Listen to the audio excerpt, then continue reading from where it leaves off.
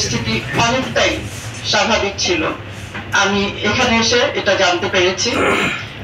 তো এটা সম্ভব হয়েছিল রাজবাড়ী জেলার জনগণ এবং আপনারা যারা আছেন সবাই এই আমাদের প্রশাসনের সাথে ছিলেন।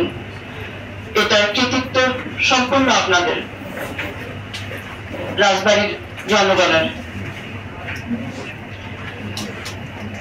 জেলার নতুন পুলিশ সুপার হিসেবে আমার প্রথম এবং প্রধান দায়িত্ব হবে যে কোনো মূল্যে এই জেলার আইন শৃঙ্খলা পরিস্থিতি স্বাভাবিক রাখা, প্রত্যেকের ব্যক্তি নিরাপত্তা এবং জানমালের নিরাপত্তা নিশ্চিত করা,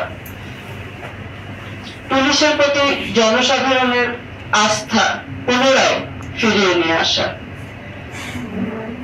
সকল নাগরিকের মানবাধিকার সহ সাংবিধানিক যে অধিকার আছে সেগুলো নিশ্চিত করা,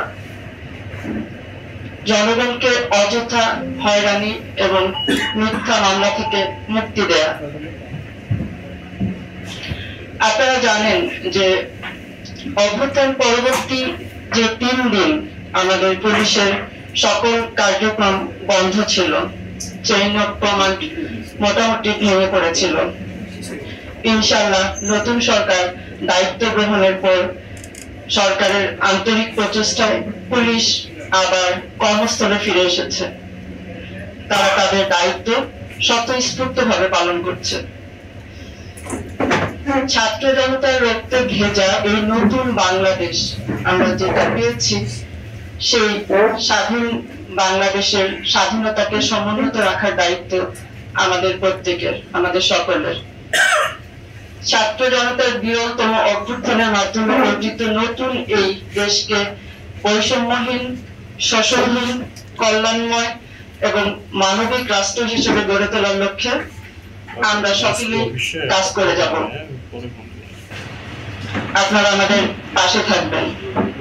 আমি অত্যন্ত সাধারণ ঘরের মেয়ে, গ্রাম থেকে উঠে এসেছি, আমার রক্তে মিশে আছে মাটির গন্ধ, তাই প্রজাতন্ত্রের কর্মচারী হয়ে জনগণের সেবক হিসেবে আপনাদের রাজবাড়ী জেলায় দায়িত্ব পালন করে যেতে চাই। আপনারা আমার পাশে থাকবেন, আল্লাহ আমাদের সহায় হন, আমার জন্য দোয়া করবেন। আল্লাহ হাফেজ।